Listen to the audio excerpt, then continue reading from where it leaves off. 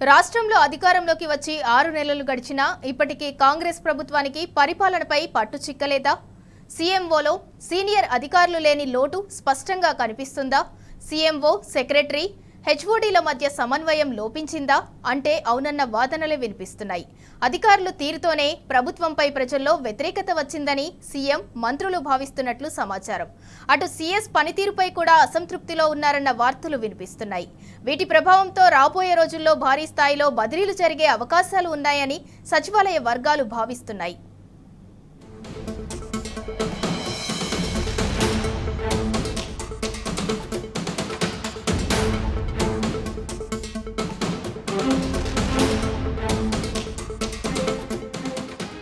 రాష్ట్రంలో అధికారంలోకి వచ్చి 6 నెలలైనా కాంగ్రెస్ ప్రభుత్వానికి పరిపాలనపై పట్టు రాలేదు. సీఎంతో ఇతర శాఖల కార్యదర్శులు, విభాగాధిపతుల మధ్య సమన్వయ లోపమే అందుకు కారణమన్న వాదనలు వినిపిస్తున్నాయి. సీఎంఓలో నియమించిన అధికారులు నాన్ ఐఏఎస్లు, జూనియర్లు కావడంతో మిగిలిన ఐఏఎస్లు వాళ్లకి సరైన గుర్తింపు ఇవ్వడం లేదన్న వార్తలు చక్కర్లు కొడుతున్నాయి. అధికారుల తీరు వల్లే 6 నెలల్లోనే ప్రభుత్వంపై ప్రజల్లో వ్యతిరేకత వచ్చిందనే భావనలో మంత్రులు ఉన్నట్టు సమాచారం.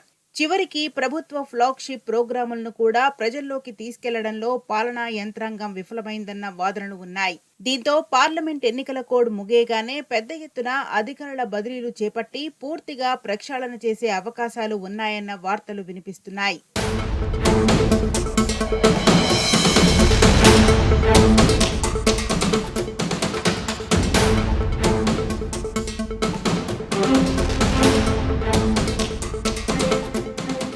అన్ని రంగాలకు చెందిన యంగ్ టర్క్లను, క్లీన్ ఇమేజ్ ఉన్న అధికారులను సీఎంఓ అధికారులుగా నియమించారన్న కితాబు ఇప్పుడు అప్రస్తుతంగా మారింది. వివిధ సామాజిక సమీకరణాలతో పాటు ఐఏఎస్, ఐపీఎస్, ఐఎఫ్ఎస్లకే కాకుండా డిఫెన్స్, ఇతర రంగాల నుంచి కూడా పలువురిని తీసుకున్నామన్న సంతోషం అటు ముఖ్యమంత్రికి మిగల్లేదు. సచివాలయ కార్యకలాపాలపై అవగాహన రాహిత్యం, సర్వీసులో అనుభవ రాహిత్యంతో సీఎంఓ, సెక్రటరీలు, హెచ్ఓడీల మధ్య పెద్ద అగాధమే ఏర్పడింది. ఏ ఫైల్ ఎటుపోతుందో తెలియని అగమ్య గోచర పరిస్థితి నెలకొంది. మొత్తం మీద సమన్వయం లేక పాలన కుంటుపడుతోంది.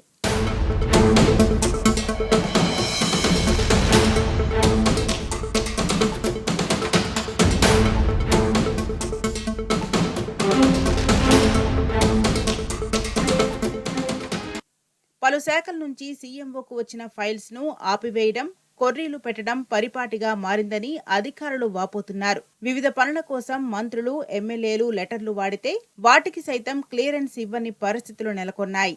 దీంతో సీఎంఓ అధికారుల తీరుపై మంత్రులు అసహనం వ్యక్తం చేస్తున్న సందర్భాలు నెలకొంటున్నాయి.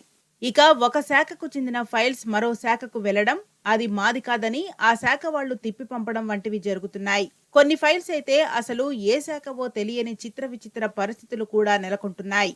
అటు ఇటు తిరిగి తిరిగి ఆ ఫైల్ చివరికి సీఎంఓకే వస్తుండటంతో పనుల్లో విపరీతమైన జాప్యం జరుగుతుందన్న వాదనలు వినిపిస్తున్నాయి.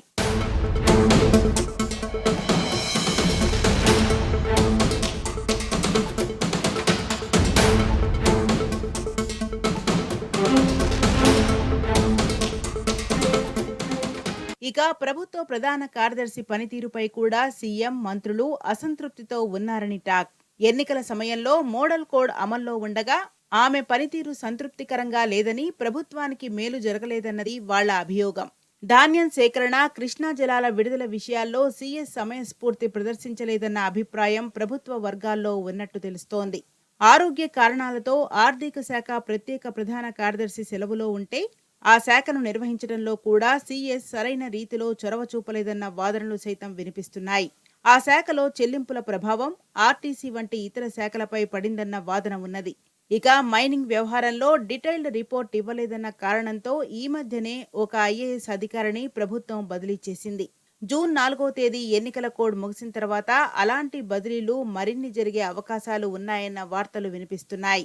బదిలీ వేటుపడే వారిలో పలువురు సీనియర్ అధికారులు ఉండొచ్చని, ఏకంగా సీఎస్కే స్థానచలనం జరిగినా ఆశ్చర్యపోవలసిన పనిలేదని సచివాలయ వర్గాల ఉవాచ.